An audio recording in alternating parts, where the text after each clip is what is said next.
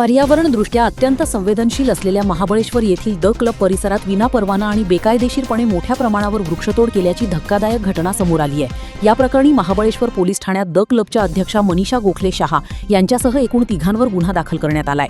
पालिकेचे कर्मचारी श्री कल्याण बाजीराव हिवरे वय 52 यांनी या संदर्भात अधिकृत फिर्याद दिली आहे। मिळालेल्या माहितीनुसार महाबळेश्वर येथील मौजे सिटी सर्वे नंबर 117 व 118 मधील द क्लबच्या हद्दीत 20 मे 2025 ते 11 जून 2026 या कालावधीत कोणतीही कायदेशीर परवानगी न घेता बेकायदेशीरपणे वृक्षतोड करण्यात आली। या परिसराच्या निरीक्षणादरम्यान हा प्रकार उघडकीस आला। पालिकेच्या वतीने करण्यात आलेल्या तपासणीनंतर तात्काळ पोलिसांत तक्रार दाखल करण्यात आली।